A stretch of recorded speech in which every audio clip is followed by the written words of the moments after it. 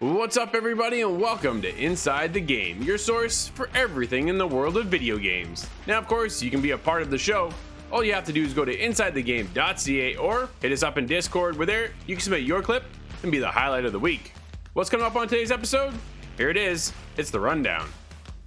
Well, first off, like what we just said, is for being a massive iconic character, Spider-Man, and to me even bigger than Hawkeye and Kate Bishop. Yeah, they didn't roll the red carpet out at all. Battlefield 2042 is not without its problems, but that doesn't mean you can't have fun. Now, let me show you something interesting. This'll level up your scoreboard and give you one leg up on the opponent. Well, guys, this year's been a great year, but looks like 2022 is starting to get lined up already. What's our most anticipated title coming in 2022? Nate, why don't you kick things off? Don't panic. I just want to talk about Before We Leave. This is a very interesting top-down city builder, almost survival kind of game, and it has some interesting things going on for it. You're put into this world, you drop down, you have a few of these people, if it were, and you have a couple different buildings that you start with. And Scott, you and I jumped over to the world of Steam to check out Shadow Tactics' latest DLC, Aiko's Choice, and dude, what a game. So they've got three different versions of the Reflex controller: the original Reflex, the Reflex FPS, geared towards people that are into first-person shooters with things like your vibration modules being taken out. The combat is what absolutely takes this to the next level. It's this. Looks like another great episode, so let's get going as Steve and I swing around the streets with Marvel's Avengers.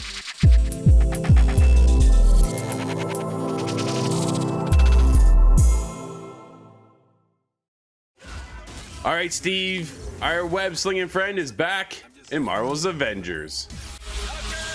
Looks like I got some friends too. Avengers, assemble. Bad guy, scatter. Couldn't have put it better myself, buddy. Well, Steve, Crystal Dynamics is rostering up again with the latest hero, Spider-Man. And a lot of us went to Spider-Man on the PlayStation because he's exclusive over there. Sorry for Xbox, but I gotta be honest, Xbox ain't missing anything. Spider-Man is one of the worst characters I have in my roster lineup for Marvel's Avengers. They, being Crystal Dynamics, to me, didn't really put their heart and soul into Spider-Man like they did with War of Wakanda DLC. Spider-Man, to me, for PlayStation, is an absolute joke now. That did not go over well. When you play, how do you not compare it to Insomniac games, right? When we have such this beloved fandom over there for Spider-Man, and it was such a pivotal character, and what a great game from Insomniac, that you have high hopes going into Marvel's Avengers because you have a huge roster to pull from, and they pull from one of the biggest, being Spider-Man, and it was an absolute flop.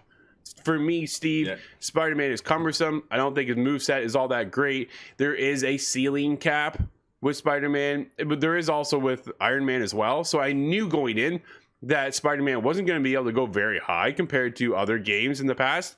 But for me, dude, Spider-Man, they just didn't care. This is an absolute embarrassment. How do you feel about Spider-Man? Well, first off, like what we just said, is for being a massive iconic character, Spider-Man, and to me even bigger than Hawkeye and Kate Bishop. Yeah, they didn't roll the red carpet out at all.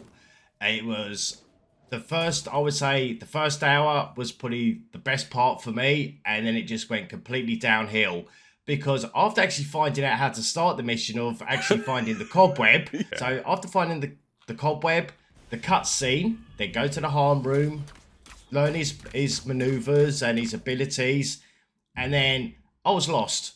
You get the green icon, Spider-Man, you go to the war table, nothing's highlighted with the green mark point of where you're supposed to go, and then it's only found out later is that you just replay missions over and over again, and that was it.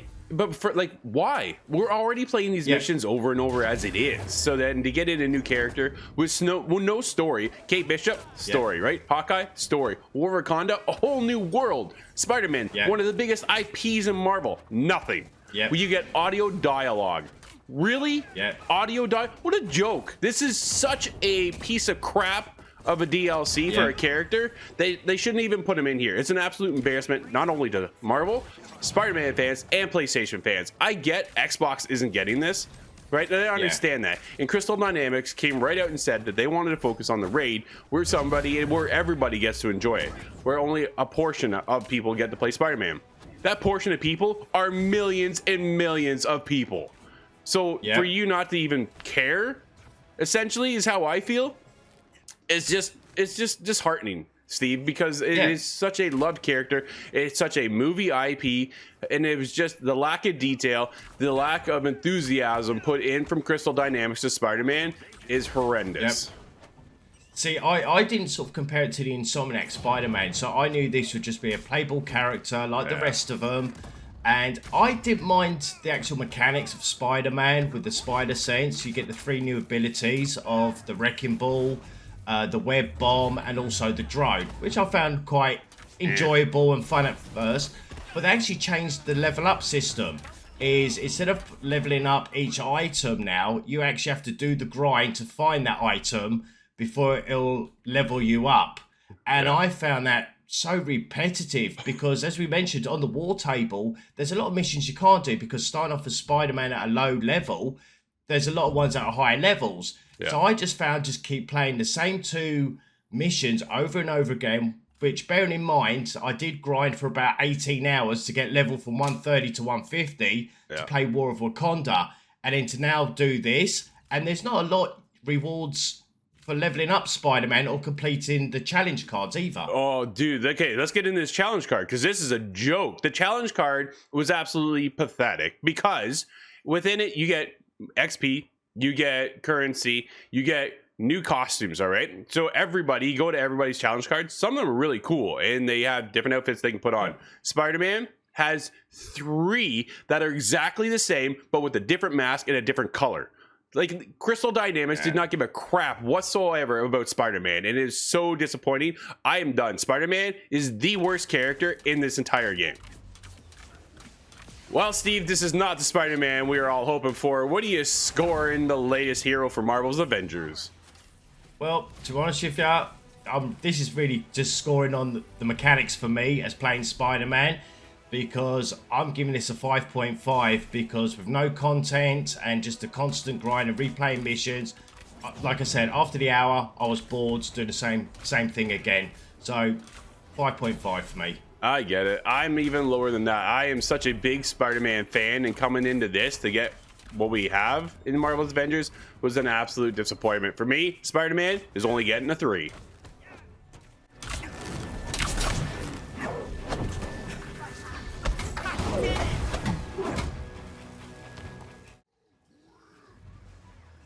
We both had mixed reviews on the mechanics of Spider-Man, but one thing Drew and myself agreed on, that replaying the same mission over and over again, with no story mode or any decent gear on the challenge card to grind for, makes Marvel's Avengers Spider-Man very disappointing.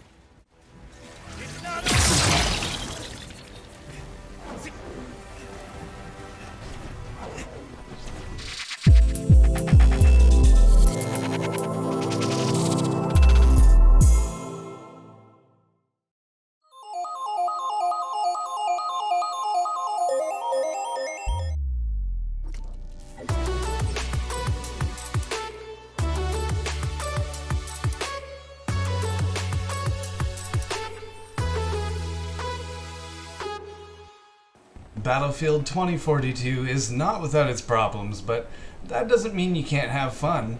Now, let me show you something interesting. This'll level up your scoreboard and give you one leg up on the opponent. There are a few little tricks you can do in this game, so I encourage you to form your own ideas with creativity, but here's one that takes inspiration from the long-standing tradition of C4 on an ATV. Now, that's a staple in Battlefield for years and years. I like to take that thinking one step further and attach a C4 to a recon drone. It's a little cheeky, but if you're the right character, the recon character, you can pump out a drone, back out of it, equip your C4, go back into the drone, and basically that's a free kill. You can fly that drone into a tank, and if your own friendlies are shooting at the tank, that will most often detonate the charge. Otherwise, you can back out of your drone real quick, hit the C4, and detonate it for a massive kill. There's something I thought was a nice little trick, a cheeky little explosion, a bomber from the sky. Well, good luck with your own ideas, and please come up with something creative in this great big space.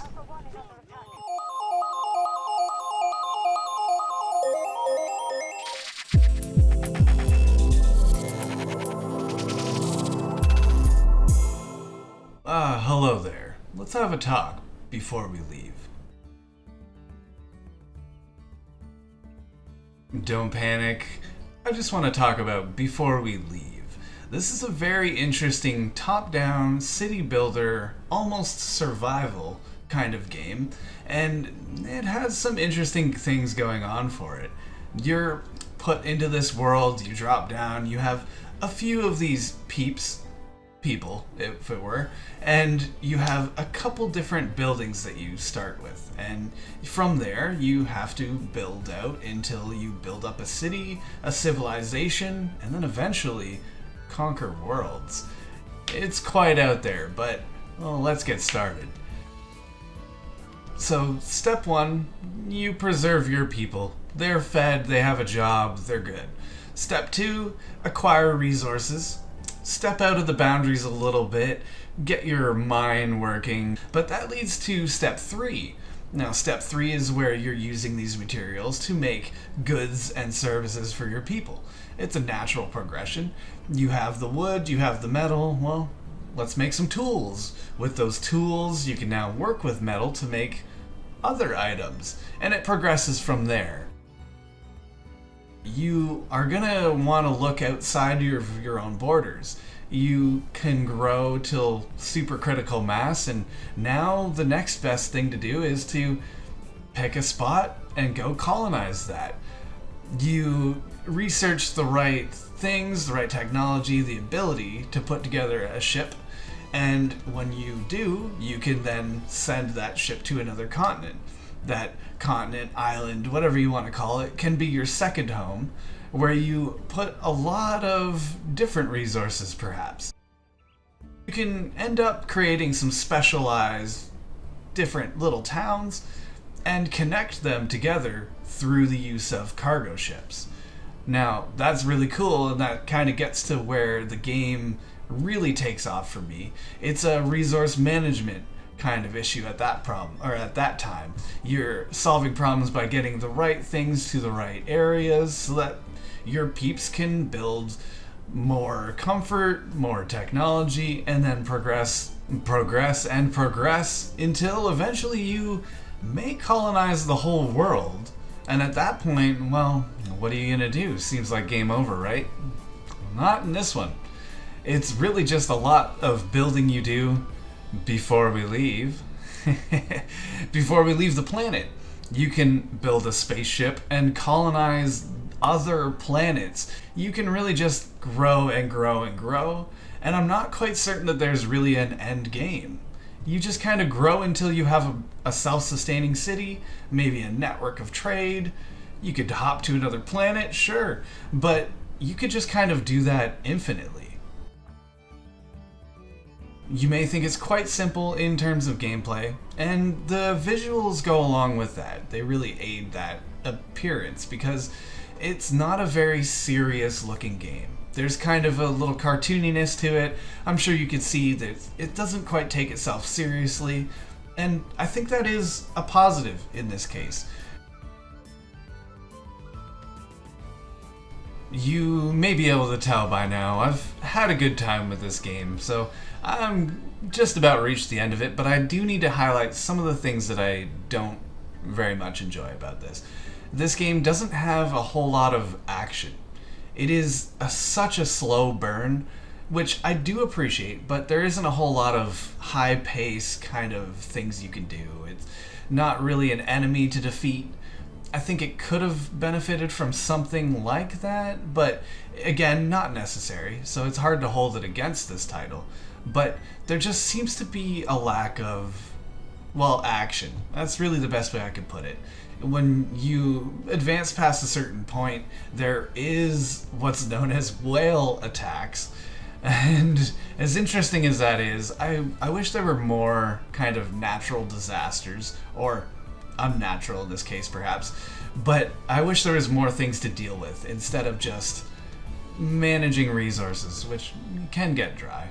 Secondly, there's kind of a charm about the way the game looks, but it is somewhat distracting. When you zoom out really far with the camera, it's almost impossible to tell what buildings are which, who's moving around, and you're not necessarily required to do that level of management, but it is something that I would have enjoyed. And just a little bit of a cleanup on the visuals, and it would make it a lot easier to kind of jump around, but it's perhaps a small gripe.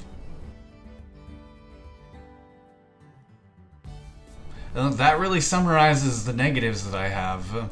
If I want to, well, balance that out, I think this game is simple and casual on the surface. You can get into it and you can have fun, but it is not exactly for everybody. I have to recognize that. It is a slow burn, and I got a lot of satisfaction out of that slow burn, but I recognize that will push a lot of people away. This isn't quite Age of Empires, you know, it's not the war-fighting, action-packed game, but that's not to take away from it. I really appreciate the way this city building works, the intricacies in the different buildings next to each other, and the idea of endless growth. I mean, there is a lot of satisfaction there in that game, and there's a lot for people that like a slow burn. I'm gonna cut this off before I trail on any longer. I do really appreciate the simple nature of this game. It goes really far in what it set out to do. It's a survival-based city builder. That is absolutely what it nails. It is just missing a little bit of challenge, a little bit of action, maybe an enemy to fight, maybe just another civilization to compete against. Well, that's going to be for another game. That's not in the space here. I really do enjoy the different aspects of this simple title, and I have to give this an 8. I'm quite impressed. Before We Leave is a simplified survival city builder with longevity. It is slow to begin, but prolonged play is very satisfying.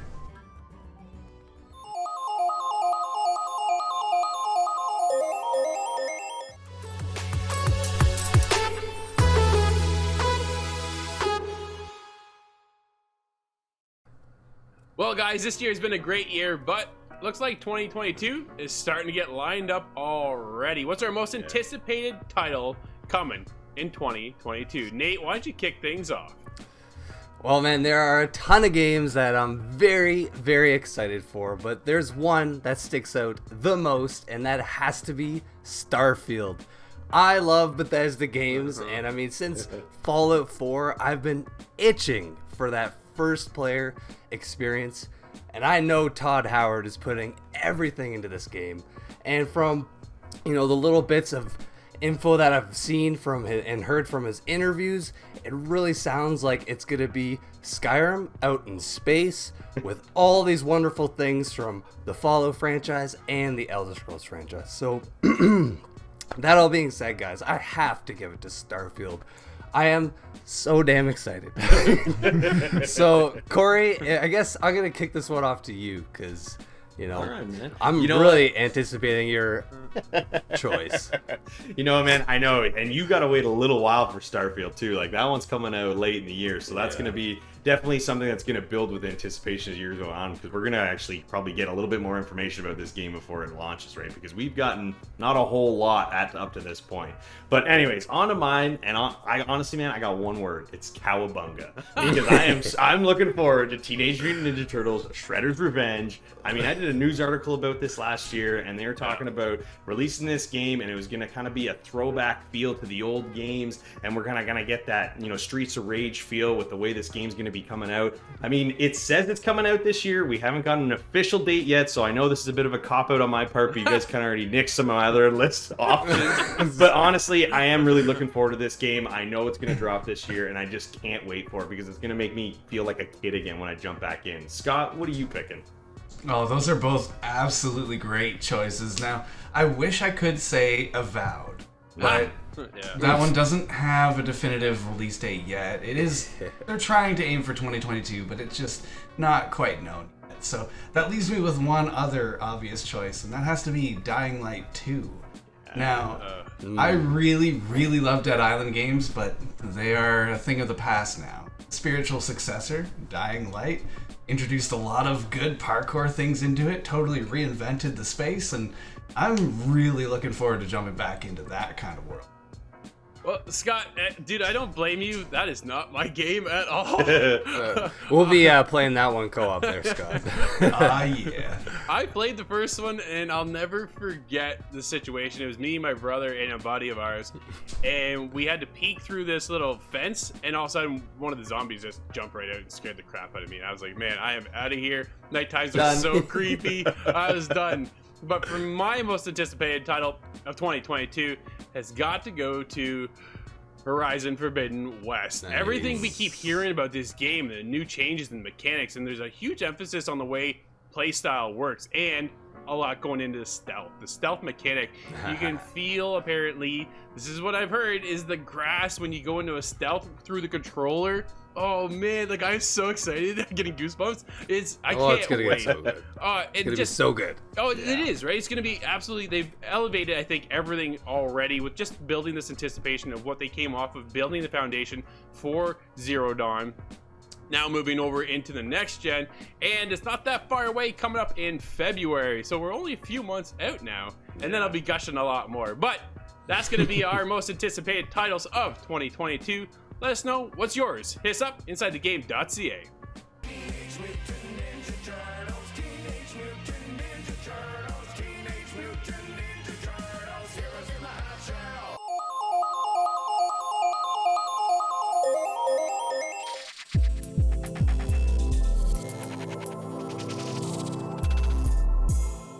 Well, Scott, let's go. We're gonna go play in some Shadows.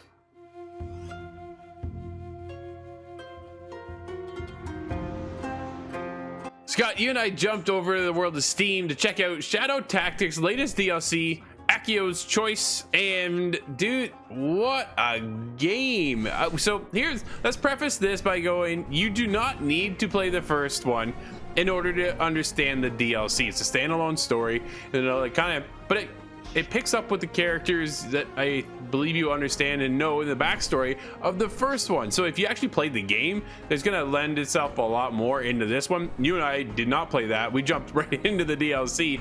And for us to get the grips of the mechanics of the game, took us a little while, don't you think? Yeah, I've put it in a few different ways, but I feel a little slapped up by it. The difficulty grade is just very sudden. So you think you're getting used to the kind of ins and outs. It gives you a bit of a tutorial. It really does, but it just hammers you with the difficulty right out of the gates. Right in that very moment, the gameplay kicks in, and you're like, it's like a small, brief little cutscene, and boom, you're into the thick of things. And the guards surrounding the area have the longest cone vision I have ever seen in any game. If you've never played Shadow Tactics, I'm telling you, this is one of the most incredible games I've ever played on Steam. This is a fantastic addition. I love the DLC. I love the art style. I love the characters. The more I got into the game, the more I started to understand the mechanics. It is through and through a PC game, because I felt like everything on my keyboard had a button purpose, and it was ridiculous. typically we're used to moving with the ASWD keys. That's not how it works. That's actually your abilities. And I was just like, whoa, completely threw me off, right? Move your camera around, you want to go to the arrows, and then dude, there's just such an importance of how everything functions with the keyboard to control your characters and set yourself up. In a lot of tactic games, we're kind of used to the XCOM feel, right? That turn-based. Well, it's not turn-based in this case, but it's very tactile. Scott, how are you getting used to the controls? It is really important to kind of learn how to hit those buttons in the right speed, because it's very unforgiving. When the combat kicks off, it really kicks off. And you're often doing these kind of planned motions, and I think that's my favorite part of this. It reminds me of the old Ghost Recon back in the day, but you can you can select a character, queue up with the shift button and attack, but they don't move until you hit the enter button.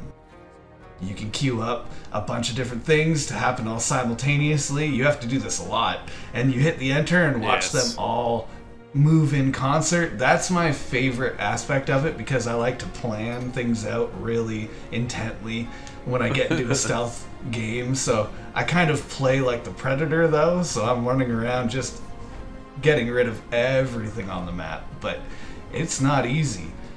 Some of that difficulty, though, I have to get to the characters and the differences between them. It's really interesting that way, because that's how you form these tactics. You have to know what these guys do. And you start off with a shinobi character, this kind of sneaky guy. You have Aiko the thief, and she, again, very sneaky. And then you have this big kind of lumbering samurai. And his name is Mugen. I thought that was cool. That may be a call out to an anime I've watched, actually. And it was really hard kind of moving them all through the map, because they have different projectile attacks. The big guy can't use rope ladders, that kind of thing. So it takes a lot of planning. Absolutely. I think that's the biggest thing about this game, is how tactile this game really is. I would sit there and go, okay, you basically approach this like a puzzle, right? And how do you unfold and kind of unravel the puzzle to get to the objective? And like you say, each character has their own specific rule set of how they play throughout the game. I found myself being able to get across the map with one character, but in order to get the rest of them over there, I had to take a different path, or I had to plan out different strategies, right? Move in different ways, hiding between the bushes, using shadow mode, and all these cool mechanics. Really is very complicated. Is one of the most complex games I think I played this year, but it is worth every minute of it. It is so well done. This is brilliant, Scott. And it is hands down the most complicated, and unforgiving combat, but they do have a good feature in there, the quick save with F5, quick load with F8. You'll be doing that a lot, and that is, well, if it wasn't in the game, it'd be really hard.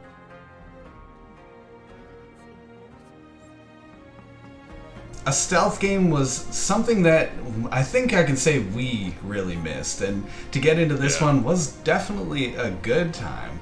Now, it is super difficult, but again, that's something that I think I enjoy, and just a little bit too punishing, but I enjoy it otherwise. The action is definitely what sells this title to me, and it is quite unique as far as anything I've ever seen.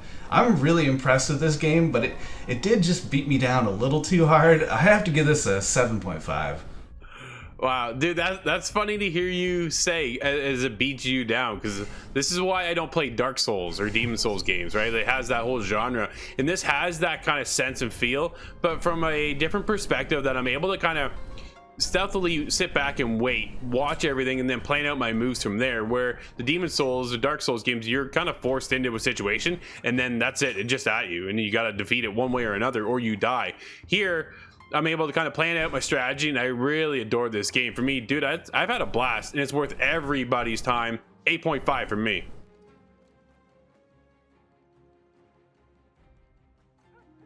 Aiko's Choice DLC for Shadow Tactics brings challenging squad stealth with a very complicated control scheme. The difficulty leads to extremely satisfying gameplay.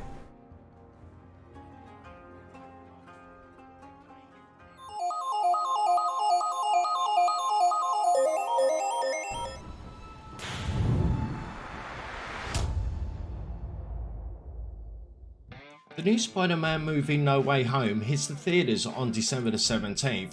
Already the web slingers hitting the games such as Fortnite, Square Enix Marvel's Avengers, who is only a playable character if you're a PlayStation owner. Now Insomniac Games has just revealed they're giving away a PS5 exclusive of 2 Spider-Man suits from the film No Way Home, as long as you've got the Miles Morales Ultimate Edition. Insomniac Games tweeted, "Since its 2018 release, we've updated Marvel's Spider-Man PS4 19 times, adding more suits and features than original planned. Each patch has been more technically complex, especially with maintaining PS4 HDD streaming performance. To ensure fans continue enjoying Marvel's Spider-Man PS4 at its optimal performance, we made the difficult decision to release these new suits for Marvel's Spider-Man Remastered PS5, where our PS5 engine allows us to update the game without jeopardizing players' experience." I know a lot of people might not be happy about this being a PS5 exclusive, but I know Insomniac Games wants to make full potential of this powerful machine. And especially as there's still a shortage out there and there's still a lot of people that are still looking for a PS5.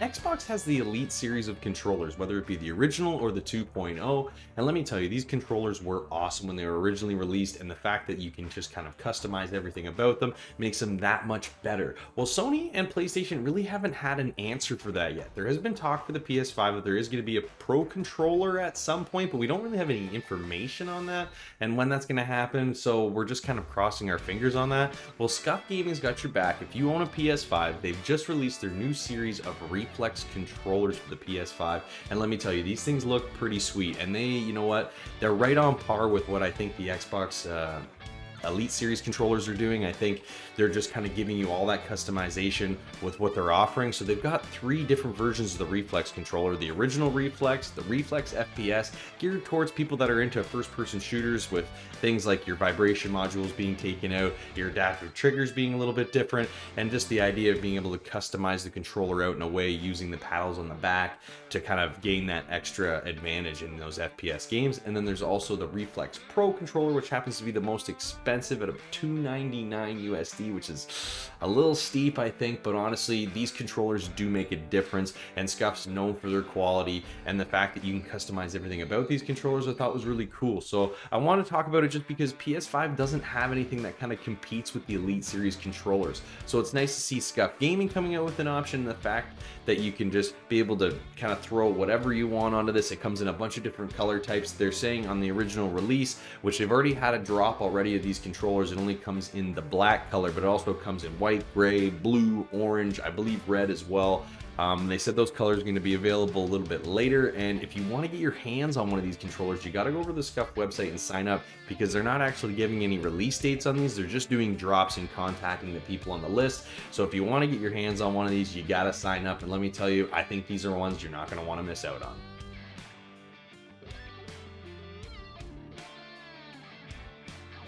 So over the last 2 weeks, I've found out that 2 of my favorite game series, especially as of late, are being made into movies or TV series.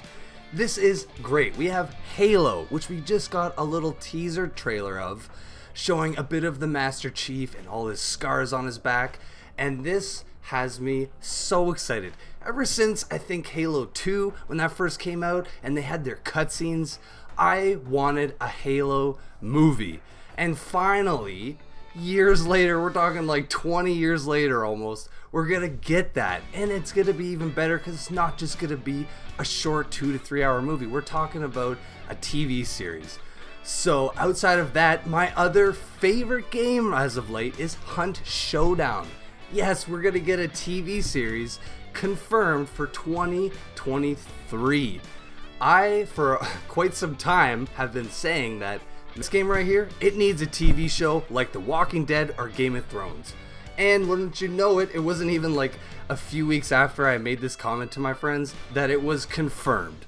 So I hope that the quality is going to be there, because I mean, let's be real, over the last couple years to couple months, we've had all sorts of confirmations of video games turning into movies or TV shows. Uncharted, The Last of Us, Fallout, Lord of the Rings, all of these great franchises have so much potential. I hope that, we see this potential used, because these are some of my favorite franchises. So outside of that, let me know what you would like to see come to cinema. You can do so on Inside the Game, or simply when this video is posted on YouTube, or just by hitting us up on our Discord.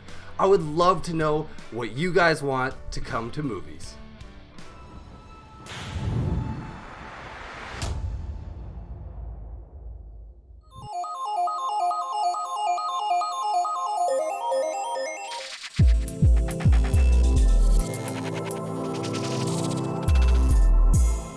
As the days get darker, well, sometimes it gets bright too.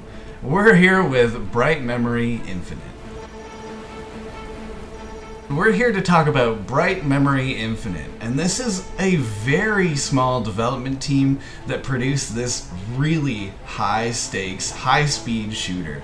And if I could just kind of explain what this is about a little bit, it's taking on the role of a responder to some paranormal events. That kind of is the best way I could describe it. You receive the call to duty where you have to go investigate this thing and put down any sort of threats to society. And largely that's just about the amount of story you're told, but that's all secondary to the action. What was your first impression getting into this one? Well, graphically, this game is stunning. I'm playing on a lower end PC, so even on low settings, this game is still great looking. And like you said, the story, you're not really given much, especially because there was a game before this in 2019, and I'm guessing maybe if we played that, we would know better of the universe. But that aside, man, the combat is what absolutely takes this to the next level. It's this blend of kind of this Doom style combat where you're running around and dodging, but you also have this ability where you have a sword and you're parrying bullets and melee attacks, and it's just, man, it's so exciting. I can't even hide the excitement that this game brought me. It's not a very long game. We're looking at maybe 8 to 10 hours. It's, but for what you get, man, it's 8 to 10 hours chock full of intense action. There is a upgrading system, much like, I don't want to say Doom, but you can upgrade your weapons, which there are 4 different weapons. You can also upgrade your left arm or your sword. So it's not very in depth, but the abilities you unlock just add that much more fun to the combat, man. Yeah, they really kind of bring on a second system there. The upgrades aren't very deep, but they do unlock different abilities with your hand and your sword, so you're able to kind of respond to different enemies as they get tougher and tougher as the game goes on. And I think that's kind of one of the most signature things about the combat in this game, is a lot of the time you're parrying and just dispatching enemies with the sword. It's almost secondary to pull out the weapons, the guns, and start firing back. But sometimes, and this is probably my favorite thing about the combat, is it really does challenge you. I'm playing on the second hardest setting, so not quite full difficulty, but it has a lot of moments where you come up against these large, imposing enemies, and a lot of the time you have to use the sword. You have to parry or punch with the cyborg hand in order to achieve some effect on the enemy and actually do damage. So it's not just a matter of putting the reticle on the enemy and squeezing the trigger. It's a little more deep than that, and that's something that really stood out to me. The combat is absolutely the focus, but I think the game kind of suffered from a little bit of a pacing issue. There's some things that kind of feel a little bit slapped in there, like the leveling system, where it has a function, it is interesting, but it didn't quite match the same level that the combat achieved. And some of these things that come to mind is at the driving section.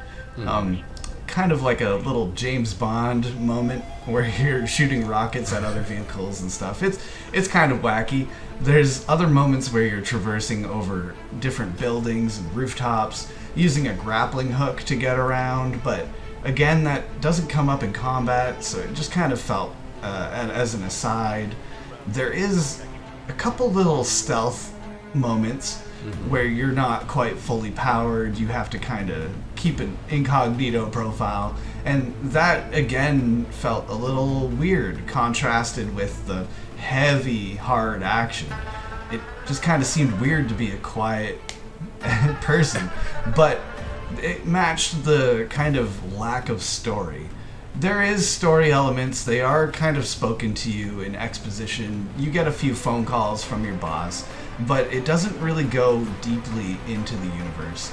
And I think that's something that the game kind of suffers from. But that's really the end of my gripes. I've had some little technical issue, but I think those were one-offs. And otherwise, this game is absolutely impressive, considering it came from possibly one person.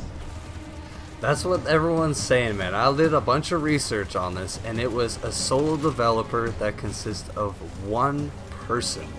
The fact that one person crafted all of this game is just mind-blowing, man. This is a AAA quality game, pretty much. There are, like you said, a couple little things with the pacing, and even like parts in the story where I was heavily under fire and I went inside a wooden hut, and then it was like, okay, I'm safe now.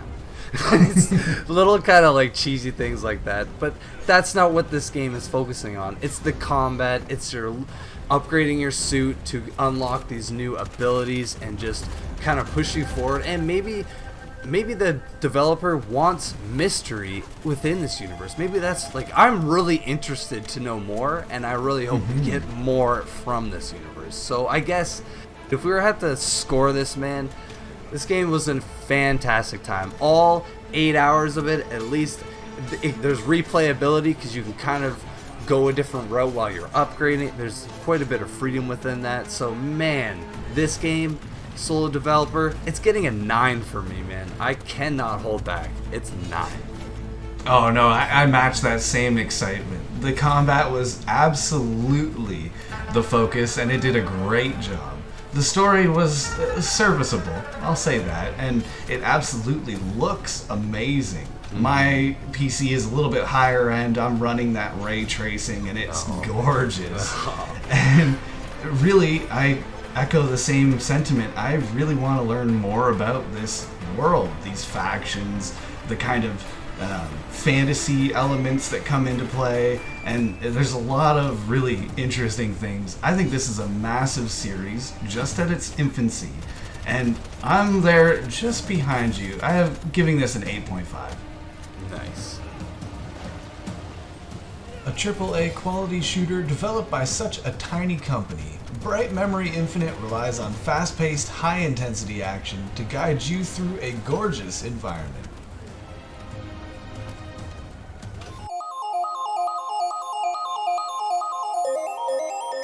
That'll wrap up today's episode, everybody. Thank you for hanging out with us, and as always, you can be the highlight of the week by going to InsideTheGame.ca or hitting us up in Discord. This week, we have Agent Howell lighting it up in Call of Duty Vanguard. Thanks again, and we'll catch you all next week inside the game.